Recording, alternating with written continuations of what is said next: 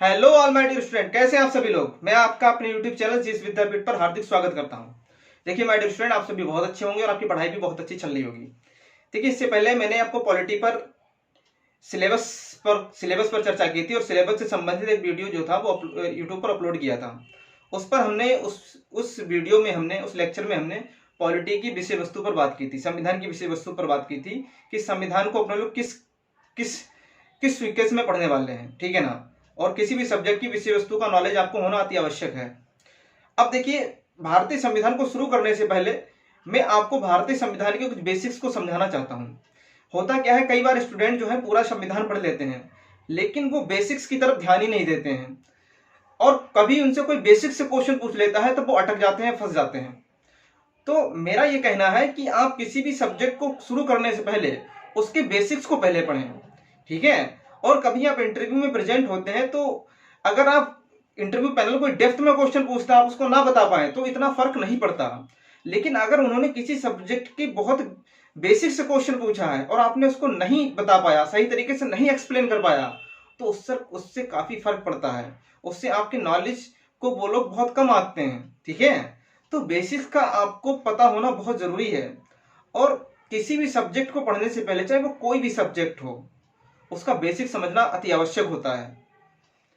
मैं ये चाहता हूं कि मैं आपको पॉलिटी में, भारतीय संविधान में बेसिक्स से लेकर बिल्कुल एडवांस तक लेकर जाऊंगा, लेकिन मैं बेसिक्स को समझाए बिना आगे नहीं बढ़ूंगा, ठीक है ना। हालांकि बहुत सारे बच्चों को बेसिक्स पता भी होता है, लेकिन मैं ये मान के चलता हूं मेरे पास जो बच्चे हैं वो उसमें ऐसे भी हैं जिन्होंने पॉलिटी कभी नहीं पढ़ी है, ठीक है ना। या कुछ स्टूडेंट हैं जिन्होंने पॉलिटी पढ़ रखी है, तो जिन्होंने बिल्कुल नहीं पढ़ी है तो उनको बेसिक्स का भी आइडिया होगा, और जिन्होंने थोड़ी बहुत पढ़ रखी है तो उनको एक एडवांस लेवल में टच कराऊंगा पॉलिटी का, ठीक है ना।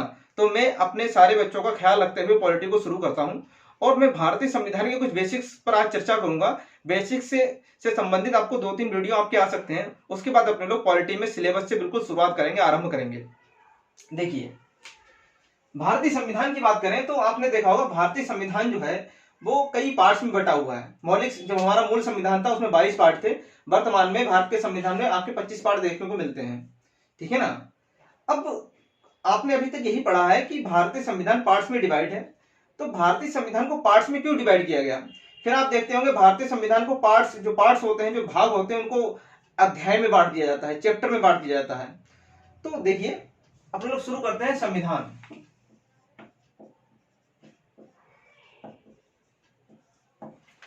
अब देखिए, संविधान जो है, जो भारतीय संविधान वो किसमें बटा हुआ है, वो बटा हुआ है भाग में। किसमें बटा हुआ है, भाग। इसको इंग्लिश में बोलते हैं पार्ट। क्या बोलते हैं, पार्ट।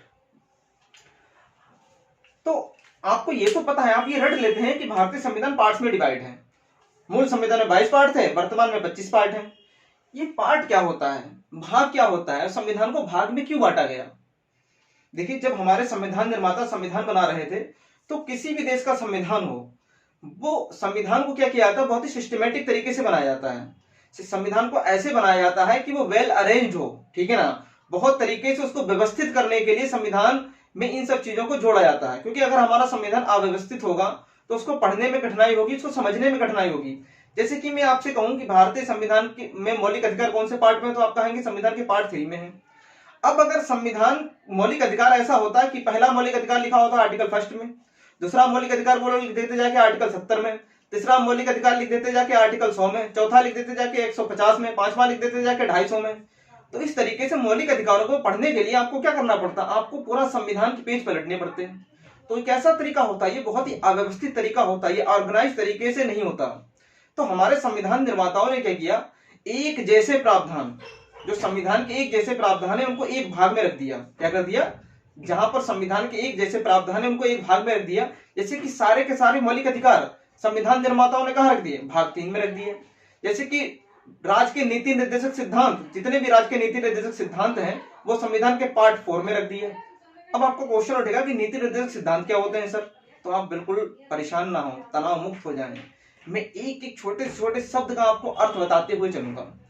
जैसे कि केंद्र जो हमारा संघ सरकार है वो संविधान के पार्ट 5 में है। जैसे कि केंद्र संबंध भारत के पार्ट 11 में है।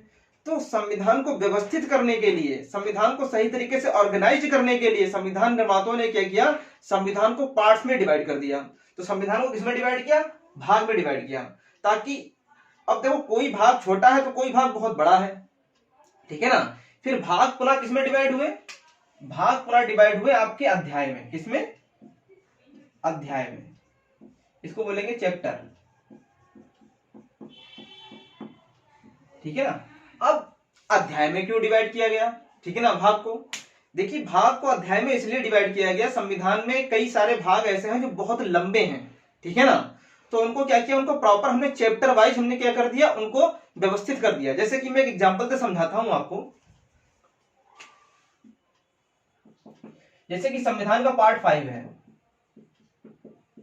संविधान का पार्ट 5 में आप क्या पढ़ेंगे, आप इसमें आपको मिलेगा संघ सरकार, क्या मिलेगी, संघ सरकार।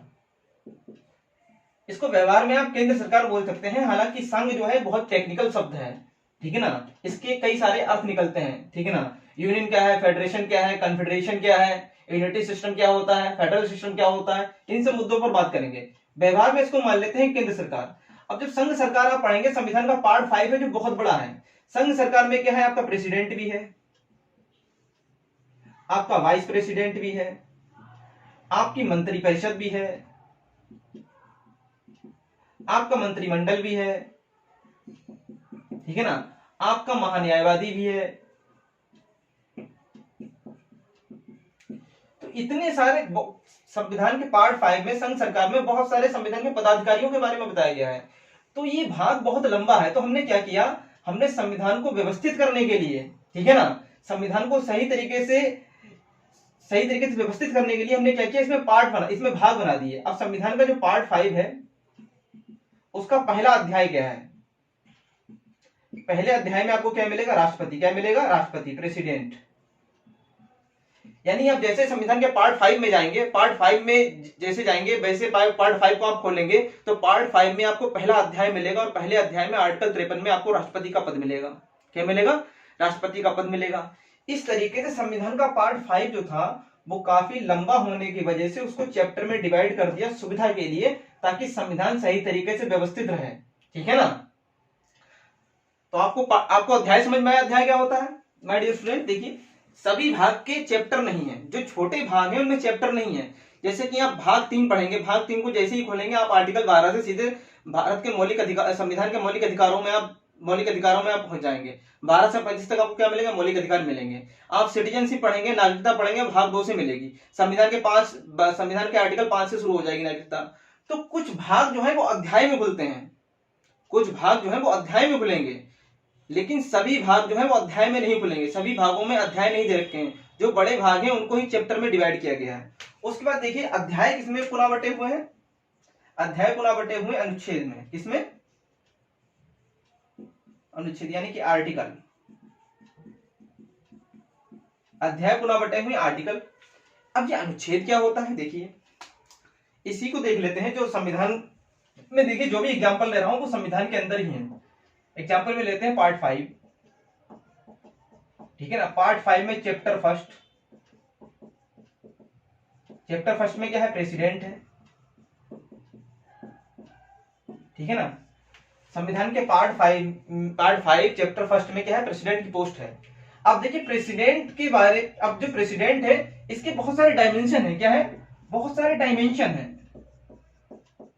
बहुत सारे आयाम हैं। अब प्रेसिडेंट के सारे आयामों पर चर्चा करने के लिए हमने अध्याय को किसमें बांट दिया, हमने अध्याय को बांट दिया आर्टिकल में। किसमें बांट दिया, आर्टिकल में। जैसे कि आर्टिकल 54 में आपको क्या मिलेगा, राष्ट्रपति का निर्वाचन मिलेगा, क्या मिलेगा, राष्ट्रपति का निर्वाचन मिलेगा, ठीक है ना। आप आर्टिकल 55 में आएंगे, राष्ट्रपति के निर्वाचन की रीति मिलेगी, क्या मिलेगी, राष्ट्रपति के निर्वाचन की रीति मिलेगी। आप आर्टिकल 61 में पहुंच जाएंगे, आपको राष्ट्रपति पर महाभियोग मिलेगा। आप आर्टिकल 72 में पहुंच जाएंगे, राष्ट्रपति की क्षमादान शक्ति मिलेगी।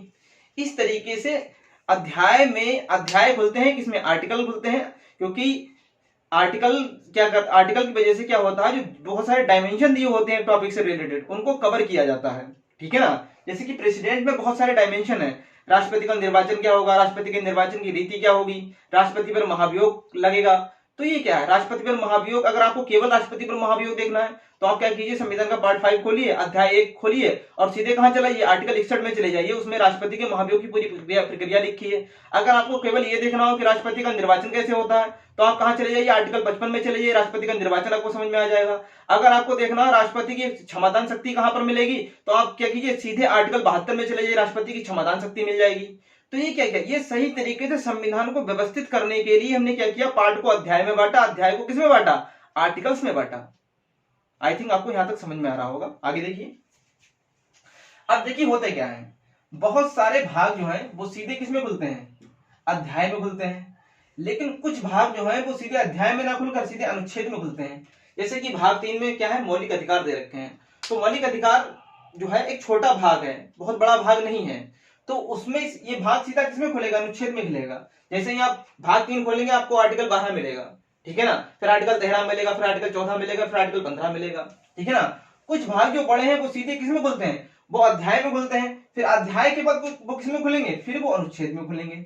जैसे कि भाग 5 जो है वो किसमें खुलेगा, आपका अध्याय में खुलेगा। और पहला चैप्टर क्या है, राष्ट्रपति है, राष्ट्रपति, फिर जब आप राष्ट्रपति चैप्टर फर्स्ट को जब खोलेंगे तो चैप्टर फर्स्ट को किसमें खुलेगा, फिर वो अनुच्छेद में खुलेगा। और सबसे पहले आपको कौन सा आर्टिकल मिलेगा, आर्टिकल 52, जिसमें राष्ट्रपति की पोस्ट के बारे में कहा गया है, ठीक है। आई थिंक आपको यहां तक समझ। देखिए अनुच्छेद किसमें खुलेगा, अनुच्छेद खुलेगा क्लॉज में, किसमें, खंड में, इसको बोलते हैं खंड, जिसमें बोलते हैं क्लॉज। ये क्लॉज क्या होता है, देखिए आपको संविधान में 2 आर्टिकल मिलेंगे, टीपीएसपी में आप जाएंगे ऐसे मिलेंगे,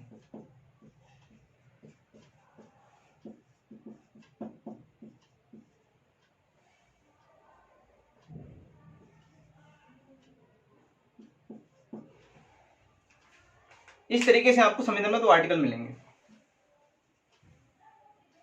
अब देखिए ये भी आपका 39 ए है और ये भी 39 ए है, ठीक है ना। देखो इस 39 ए में क्या दे रखा है, इस 39 में दे रखा है सभी कामगारों को, सभी को रोजी रोटी के पर्याप्त साधन, सभी व्यक्तियों को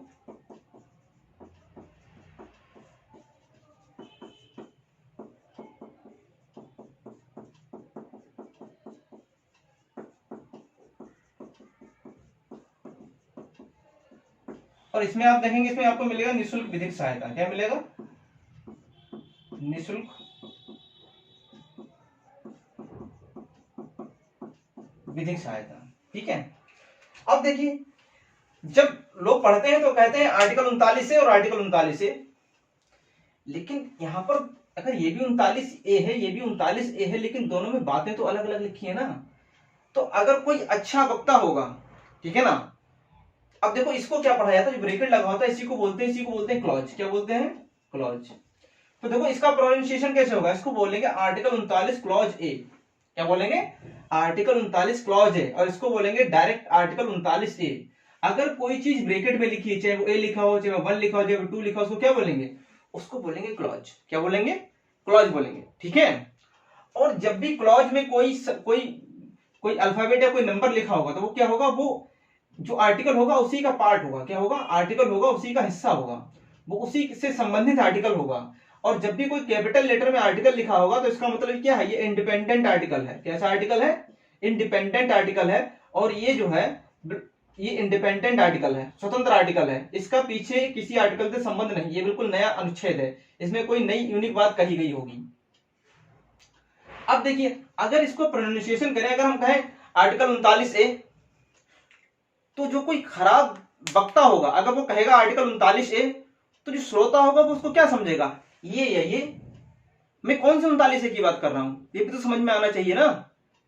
लेकिन जब कोई अच्छा वक्ता होगा जिसने संविधान को अच्छे से समझा होगा, संविधान की बारीकियों को समझा होगा, तो वो कहेगा article 39 A, article 39 clause A, तो श्रोता तुरंत समझ जाएगा ये सामने वाला किसकी बात कर रहा है, ये कह रहा है रोजी रोटी के पर्याप्त साधन हो।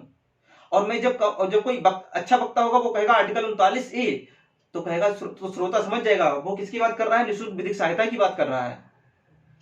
तो ये क्या है, ये अंडरस्टैंडिंग के लिए है। अगर आप केवल 39 ए कहेंगे तो समझ में नहीं आएगा आप कौन से ए की बात कर रहे हैं, इसकी या इसकी, क्योंकि दोनों में अलग अलग प्रावधान है संविधान के, ठीक है ना। तो क्लॉज क्या होता है, क्लॉज जो है वो आर्टिकल को और ज्यादा व्यवस्थित करने के लिए, यानी आर्टिकल का और ज्यादा जो विस्तार होता है उसको किस में बांट दिया जाता है, उसको क्लॉज में बांट दिया जाता है। ठीक है, एक चीज में और भी कंफ्यूजन होता रहता है, वो है आर्टिकल, इसको बोलते हैं अनुच्छेद, और एक तरह आपको मिलेगा सेक्शन, इसको बोलेंगे धारा। कभी कभी कुछ लोग जो है वो संविधान में आर्टिकल को ही धारा के स्थान पर प्रोनाउंसिएट कर देते हैं। जैसे कि वो कह देते हैं आर्टिकल धारा 370, धारा 53, तो ये गलत है। ठीक है ना।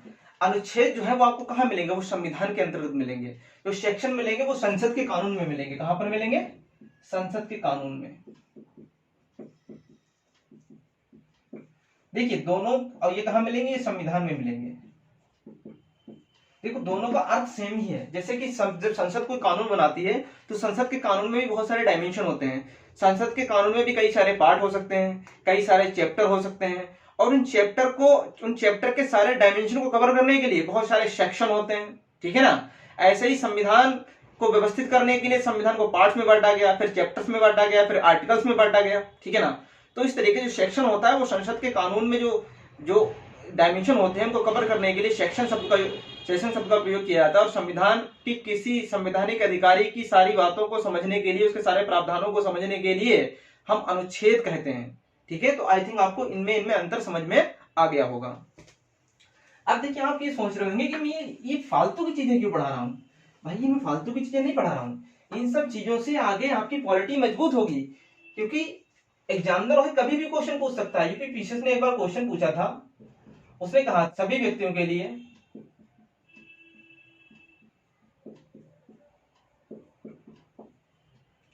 रोजगार के समान अवसर, और उसमें इस तरीके से था ऑप्शन, आर्टिकल 39A, फिर था आर्टिकल 38, फिर था आर्टिकल 36, फिर चौथा आर्टिकल था आर्टिकल 39A। ठीक है ना। अब जिसने संविधान के बेसिक्स को नहीं समझा वो सीधे क्या करेगा, वो देखेगा 39 इस पे क्या कर देगा, क्लिक कर देगा आंसर को। तो उसने जब समान व्यक्तियों के लिए रोजगार के समान अवसर पूछे हैं तो वो किसकी बात कर रहा है, वो आर्टिकल 39 क्लॉज ए की बात कर रहा है, ना कि आर्टिकल 39A की बात कर रहा है। क्योंकि आर्टिकल 39A में क्या है, निःशुल्क विधिक सहायता की बात की गई है। इसलिए मैं इन सब चीजों को समझा रहा हूं। ओके, अब देखिए आगे। देखिए यहाँ पर ये रोजी रोटी होगा। ठीक है ना, वो कामगार नहीं होगा, रोजी रोटी होगा, उसको सही कर लीजिएगा। आगे देखिए, खंड किसमें बटे हुए, खंड बटा हुआ है फिर सब क्लॉज में, इसको बोलेंगे उपखंड। क्या बोलेंगे, उपखंड। इसको बोलेंगे सब क्लॉज, इसको बोलेंगे सब क्लॉज। देखिए ये क्या होता है, देखो आपको संविधान का एक आर्टिकल मिलेगा ऐसे, article 19 clause first sub clause A, फिर ऐसे बी, फिर ऐसे सी, फिर ऐसे डी। इस तरीके से उन्होंने क्या दे रखा है, आर्टिकल क्लॉज दे रखे हैं। ठीक है ना। अब देखिए क्या है, आर्टिकल 19 क्लॉज फर्स्ट में क्या दे रखा है, विचार और अभिव्यक्ति की स्वतंत्रता, freedom of speech and expression. ठीक है ना। फिर उसमें क्या दे रखा है, कितने प्रकार की आपको अभिव्यक्ति होगी, आपको बोलने की आजादी होगी, आपको संघ बनाने की आजादी होगी, आपको भारत में कहीं पर भ्रमण करने की आजादी होगी, फिर आपको भारत में कहीं पर भी व्यवसाय करने की आजादी होगी। इस प्रकार से आजादी, आपके फ्रीडम के बारे में बताया गया है। तो आर्टिकल 19 क्लॉज फर्स्ट में कहा गया है कि विचार और अभिव्यक्ति की स्वतंत्रता होगी।